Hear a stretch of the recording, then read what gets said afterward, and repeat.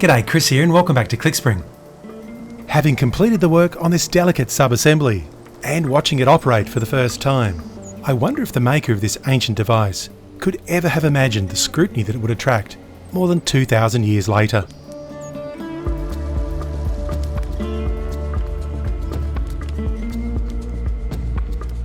The Lunar Phase assembly has as a prominent feature a two-tone sphere driven by a crown wheel that was included to give the user a three-dimensional presentation of the current phase of the Moon.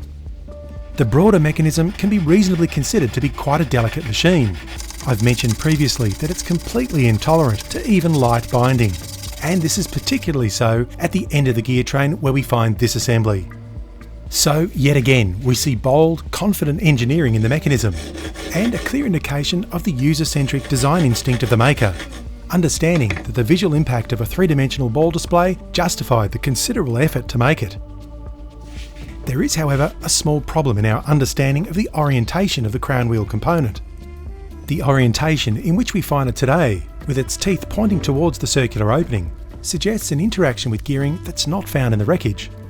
One proposal put forward by independent scholar Michael Wright is that the current orientation is the result of a mistake, that at some point prior to its loss, the device was taken apart and then reassembled incorrectly. And in fact, the correct functioning orientation is to have it facing the other way, interacting with a gear that's also missing but otherwise reasonably implied. An alternative hypothesis from Carmen and Di proposes that the current orientation is in fact correct. According to their proposal, the crown wheel was designed to interact with other currently missing gearing, as well as the same implied gear, in order to demonstrate a subtle astronomical phenomenon known in the ancient world: the distinction between dichotomy, when the boundary between the dark and light sections of the Moon appear to be a straight line, and quadrature, when the Moon is exactly 90 degrees elongated from the Sun. Now, to properly understand each of these gearing proposals, I recommend reading each of the authors' papers. They're both a fairly quick read, and they'll give you the necessary background detail to get the most from this video. I'll put links to each paper below. Now, we of course already know that the Wright proposal functions well within a reconstruction of the mechanism, with at least 2 functioning models and many public demonstrations of this specific sub-assembly. His proposal's viability has been thoroughly demonstrated. So in this video, I'm focused mostly on constructing the Carmen and Di proposal, and investigating what would have been required to arrive at a functional example using what we understand to be the tools, materials and processes of the day. Their proposal calls for several small gears to be made. So what would have been a practical way to hold such small gear blanks for the tooth formation process? Well, one method could have been to use something like this, what in lapidary or jewellery work is generally called a dopping stick. A conveniently sized stick with a lump of natural resin on the end, gently heated so that it bonds with the workpiece. The resin can be softened with a gentle heat, so the position of the workpiece can be manipulated to the needs of the maker, in this case aligned reasonably square and central to the stick. Once organised this way, the stick becomes the alignment guide, ensuring that the freehand filing of such small gears is entirely routine.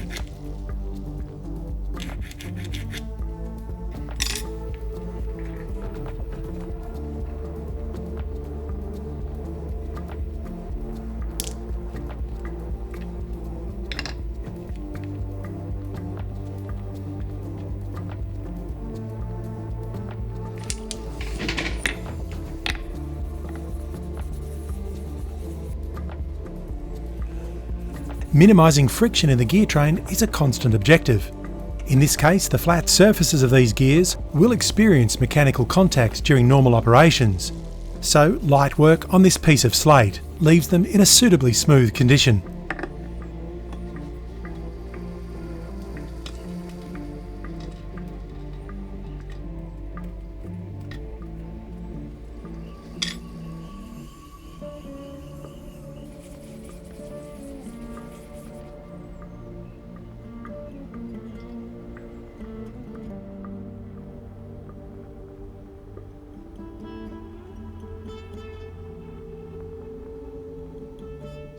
In due course, 2 of the gears will be fitted with a pin and slot driving feature. A key characteristic of the pin and slot arrangement is that the 2 interacting gears must be caused to rotate around offset pivots. I've demonstrated how a larger version of this offset pivot could have been made in a previous video. However, the scale of this proposed version invites the question of whether something so small could have been made in the same way using the same tools and process. As it happens, not much changes for this smaller version, other than a little more care is required to keep from distorting the workpiece.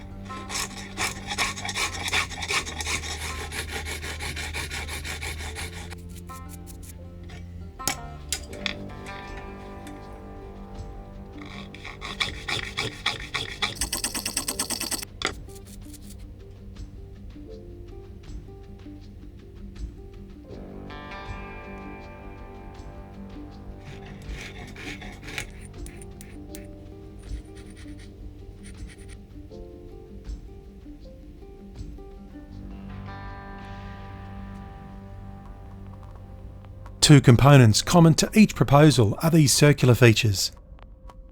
The outer band functions as a protective shroud around the assembly, and we can see the remains of it in the CT scans. The inner C-shaped feature is implied by the remains of the seating of such a part on the plate, but it is otherwise missing from the wreckage. In each proposal, the C-shaped feature has the minimum function of being a spacer, and in the Carmen and Okocho proposal, the additional role of being part of the support structure for the gear pair mentioned previously. Now, the question of the production of the sheet metal from which the mechanism was constructed is of great interest, and something that I hope to make a video on in the future. But as for working such material into shape, once annealed, copper alloys are a pleasure to form, needing only simple tools and a little time. Ideally, I'd like the outer band to be a firm friction fit with the circular plate once the band is permanently bonded closed.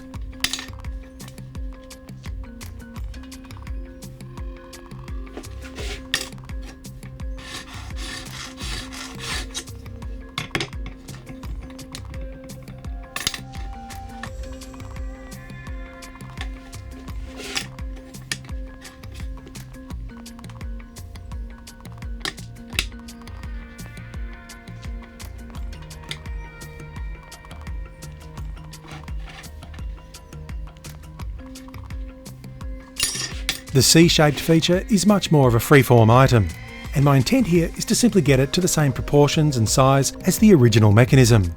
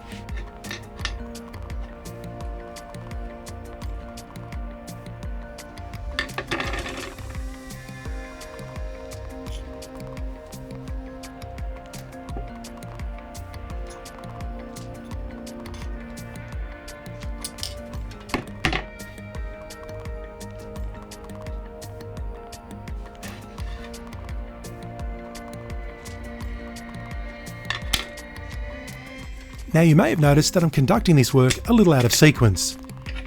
This work was all done before I soldered the so-called cheeks into place in the previous episode. We might reasonably wonder if such out-of-sequence work was one of the many issues that the maker also had to competently manage.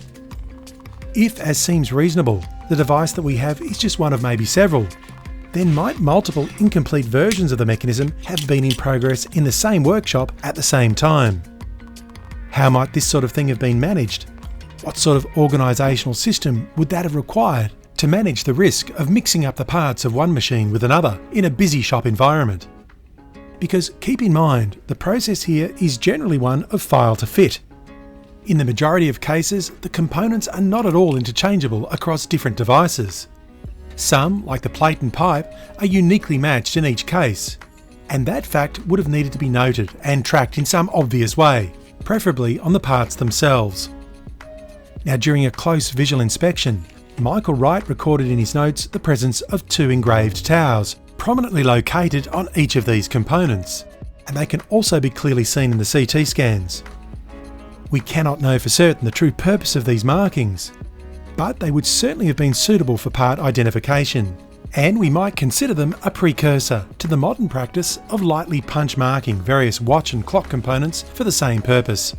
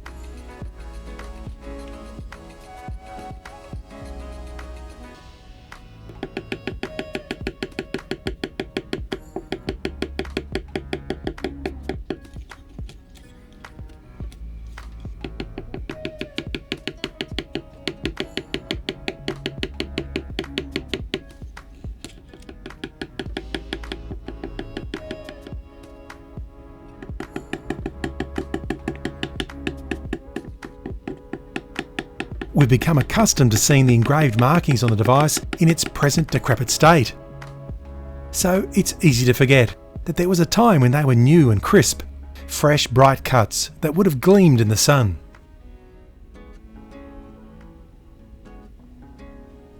Now, an interesting aspect of the lunar assembly, regardless of which proposal is considered, is that it receives multiple inputs.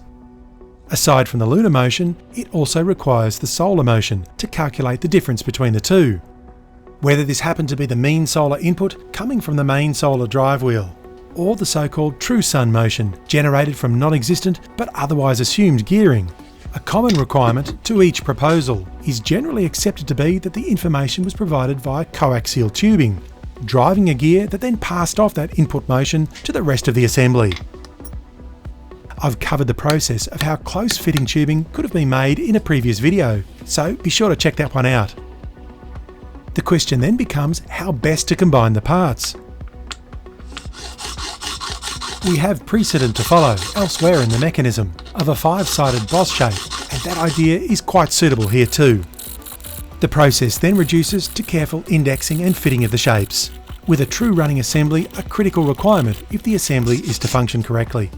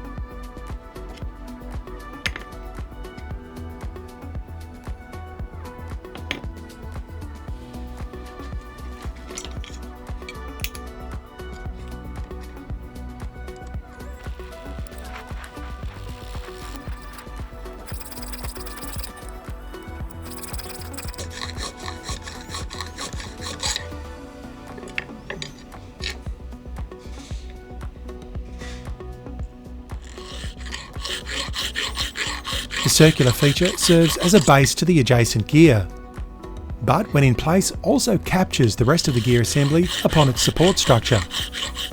When captured in this way, there's no need for anything else to hold it in place. And again, slate works well as a natural abrasive to bring the interacting surfaces to the required state.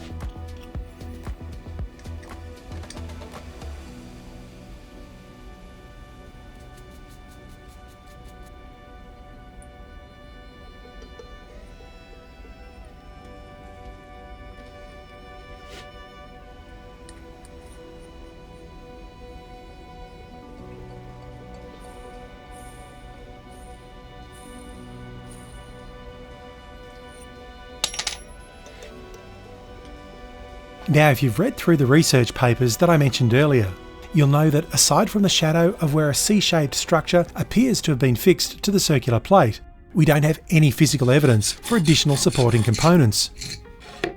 My general philosophy with the build has been to pursue the minimum viable solution wherever there isn't clear evidence to do otherwise. We can easily increase the complexity of a solution if we feel so inclined, but establishing the minimum viable solution determines a rational base case for what was essential for operation. In this case, a simple platform to hold the bearing is enough. Nothing more is essential from the perspective of the gearing, although we might wonder about how exactly that platform was held, and I'll get to that in a moment.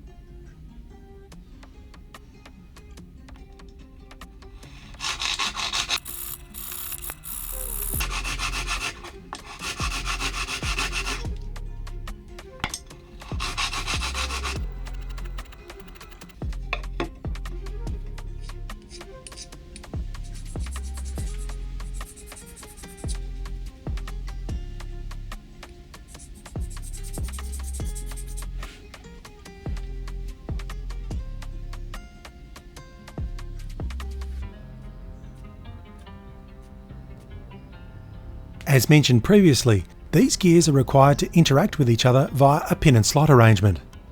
Its purpose is to take the rate of the moon travel as delivered to the lunar phase assembly and superimpose upon it a slight oscillation. It doesn't change the period of rotation of the ball, but it does produce a non-uniform motion. That non-uniform motion biases the rotation of the ball, such that it just barely shows the distinction between dichotomy and quadrature mentioned earlier. Most often this is discussed and arranged so that the pin drives the slot, and this is already well understood as a means of providing a predictable oscillation to the motion of the driven gear. But something I noticed while preparing for the work on this section is that a similar oscillation of the driven gear can be generated by reversing the arrangement and having the slot drive the pin. So, to be thorough, I've made a version of each to test and compare the results.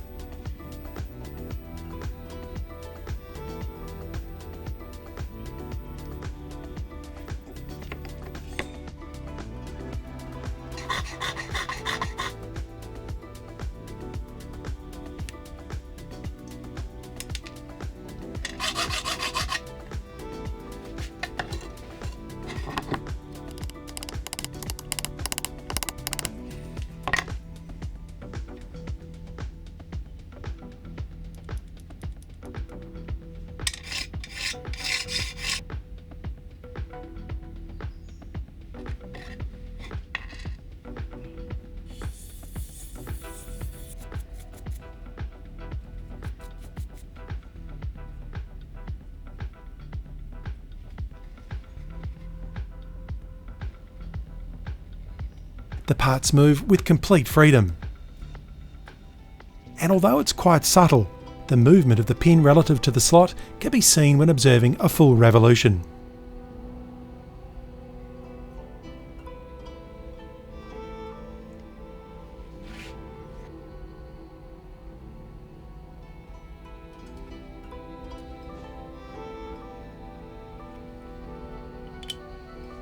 The other option of the pin driving the slot is no more difficult to make, and presents in much the same way. Again, the parts must fit well together, and with complete freedom. Of the two options, the latter tends to obscure the action, so I found the slot driving the pin option preferable for testing and debugging of the mechanism, although we'll have a close look at the performance of both options at the end of this video. Now returning to the CT scans for a moment, you'll recall that there's a clear flash of radiodense material indicating that solder was used to fix the cheeks, and perhaps less convincingly, also to fix in place the outer band. But what we don't see is that same clear flash of white associated with a faint remnant of the seating for the C-shaped feature. There's also no indication that it was pinned, which raises the question, how was it fixed in place? While tinkering with these parts and deciding on a logical way to proceed with both the depthing and ultimately fastening everything in place, I noticed that all of the fastening elements were essentially already there to be used, and that perhaps a traditional fastening method that we essentially still use today might reasonably tie all of this together.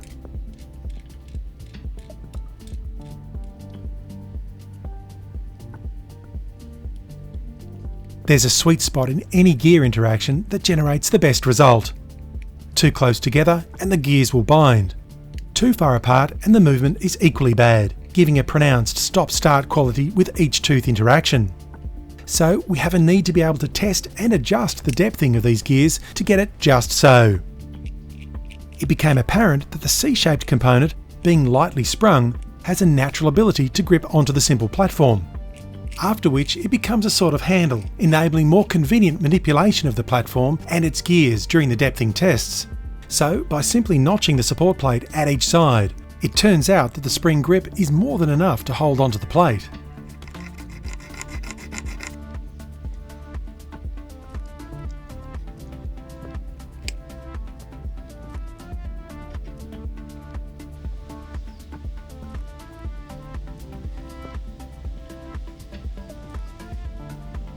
To hold it all in place, a logical material to consider is one of the natural resins known at the time. In its pure state, you've already seen that this pine-based resin is a brittle, friable material, which is fine for some uses, but in this case, to be suitable as an adhesive for this set of components, it needs to be able to slightly flex without overly compromising its other natural properties. One solution is to mix in a small amount of beeswax, in something like a ratio of 1 part wax to 5 parts of resin.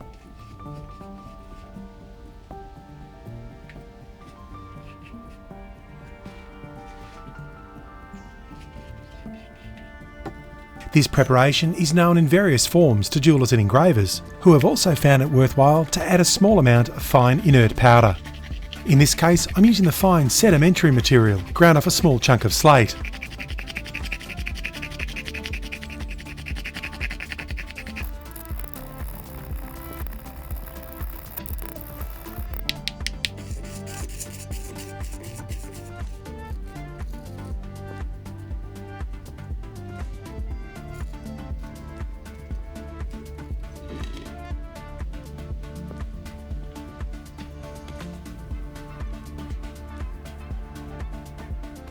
The material retains its stickiness while warm,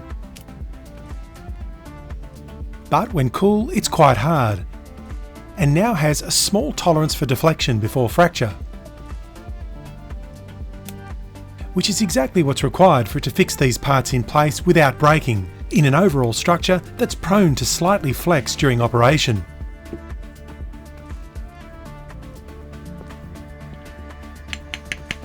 Now ideally, I'd like to be able to set the components in place and then test their performance, both outside of and then within the mechanism, and make adjustments as required, with a minimum of fuss.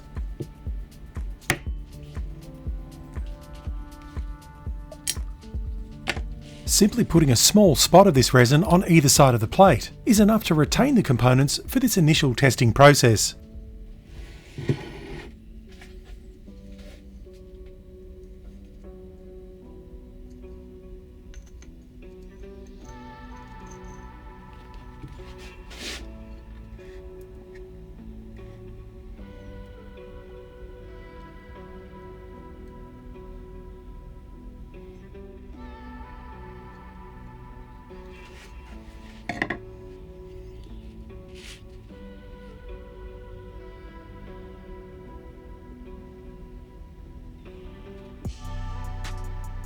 Once a suitable depthing has been determined, the entire rim can then be fixed with the same material.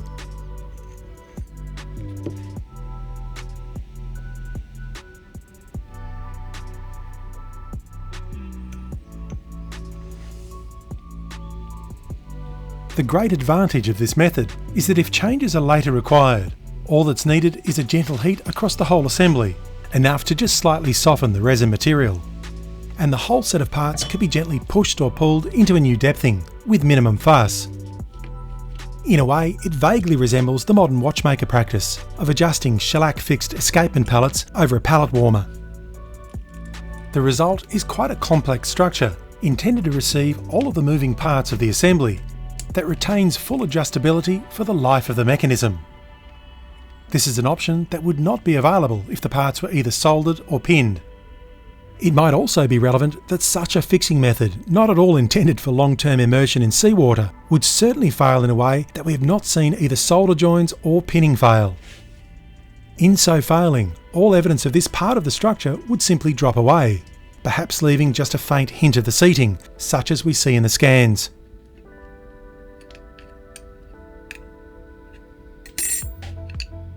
Okay, so another component that requires some discussion is this arbor that drives the whole lunar phase assembly.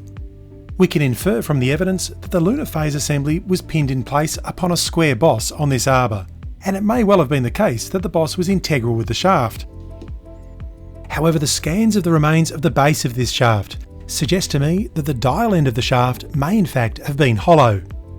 This opens up the possibility that the boss was perhaps positioned upon the end of a pin, intended to friction fit inside the arbor. A light twist and bend in the pin is all that it takes to provide that fit, providing a firm internal grip and also making it easy to remove and reinsert whenever required. Now, it's not essential to the device's operation that this guess be correct, but it would have provided a convenient method of setting the lunar pointer position, much like the hands of a modern clock. A convenience that surely must have occurred to the maker as being desirable, if not essential.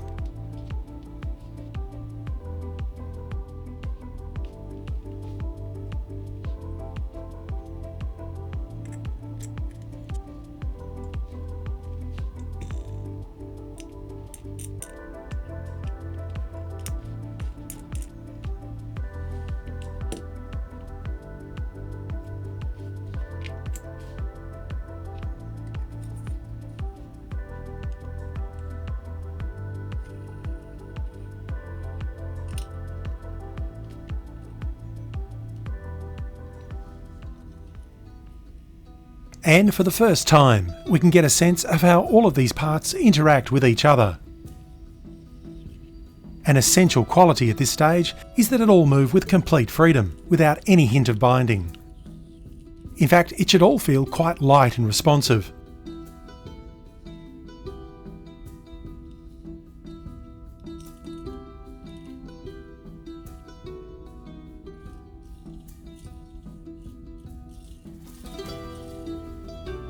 The assembly can now be further tested in place in the mechanism, with, for the moment, a temporary linkage to the main solar drive wheel to give a sensible input for the solar component.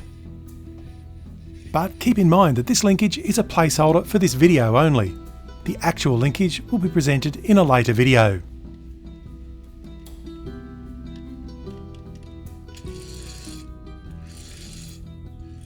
I can feel a slight tightness in the action that can be solved by gentle adjustment to the depthing. But otherwise, the assembly performs well in the machine. Even prior to that adjustment, it has a light and immediate response to the input wheel. And you'll have noticed that I'm doing all of this testing with the outer band not yet installed, as I expect would have been the case with the original mechanism too. It's a logical choice for best visibility of what's going on, to permit accurate diagnosis of any mechanical issues.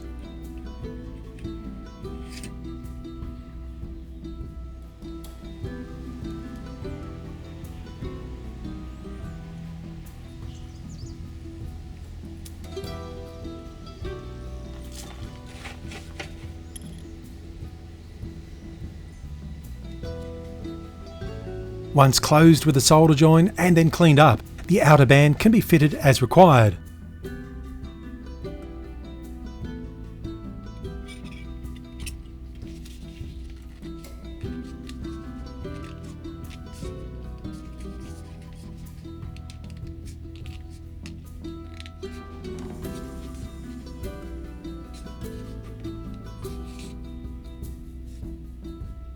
Now perhaps this band was soldered to the circular plate, or even held with resin. But it suits me to keep it removable for the time being. And I've made the fit tight enough so that for now, additional bonding is not required. Much like the temporary linkage, I've also made a couple of temporary pointers to enable clear assessment of the work. A moon pointer is generally assumed to have been attached to the outer band. Although there are no traces of it in the wreckage, we might reasonably assume that it was attached in line with the axis of the lunar phase ball arbor, perhaps also covering up the seam where the band was presumably soldered. The solar pointer is similarly implied, and again, in due course, these will be replaced with the actual pointers in a future video. For now, I've fixed them in place with an easily broken adhesive, animal hide glue. When they need to come off at a later date, the bond can be broken with hot water. With all of the initial testing complete, it's time to confirm that the main focus of the entire assembly also moves freely once installed. The ball is installed on its arbor as a friction fit by design. It's enough to hold it in place, but it also permits adjustment of the ball orientation with respect to the crown wheel as required, for example during the setting of the mechanism.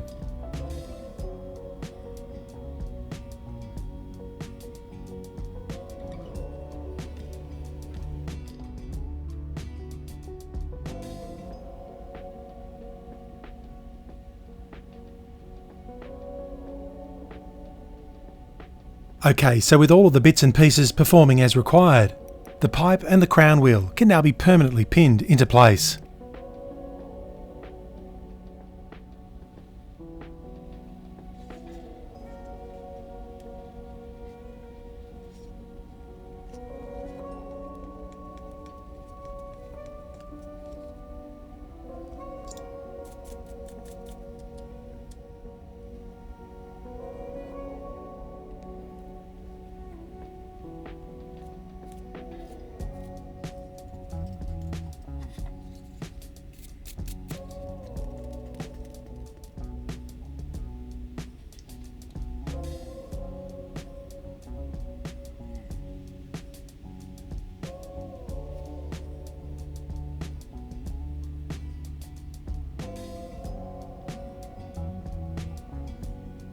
Okay, so let's have a close look at the performance of each of the pin and slot options.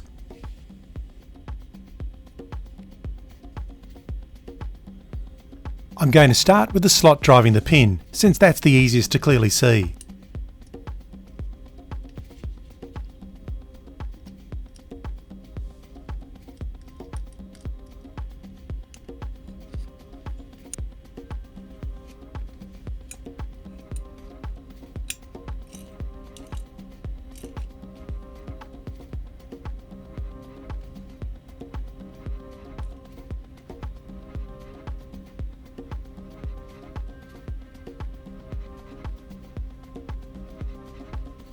We start with the assembly set at new moon. And the first move is to dichotomy.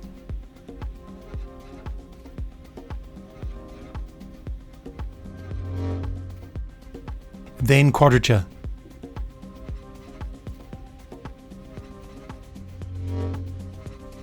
Through to full moon.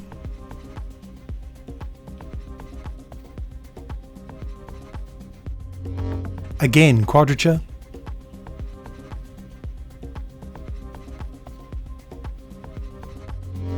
and finally dichotomy again before returning to new moon.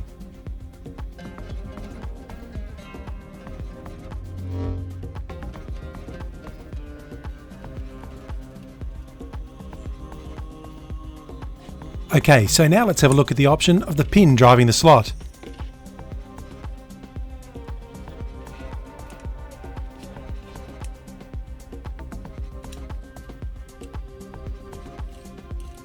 Again, we start with the assembly set at new moon.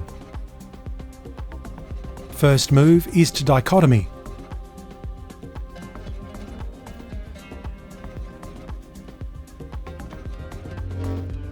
Then quadrature.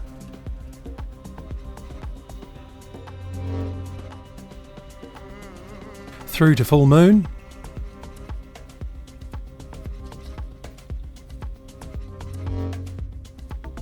Again quadrature.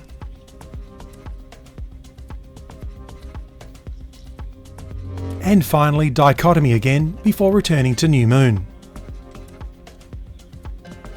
Ignoring the subtle lens distortion and slight differences in the initial setup of the gears, there's really not much to distinguish the magnitude of the effect with either option.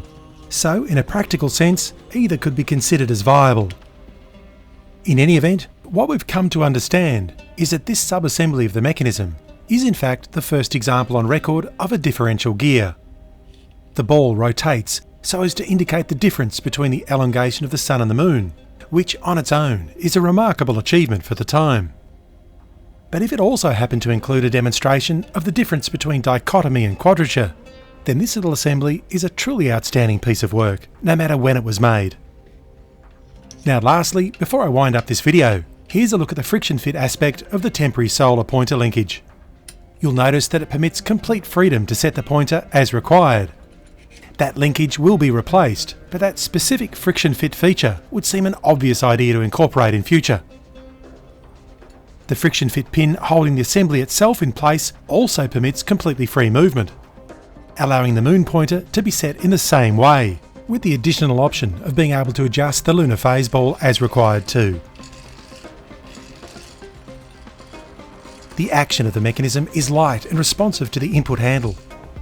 So we can say with certainty that the Carmen and Decoccio proposal is a viable mechanical candidate to be considered alongside the Wright proposal. As to which you prefer, well, it probably comes down to which author's argument you find the most persuasive. Or perhaps you have your own ideas of how this all came together. Be sure to let me know your thoughts in the comments below. Thanks for watching. I'll see you later.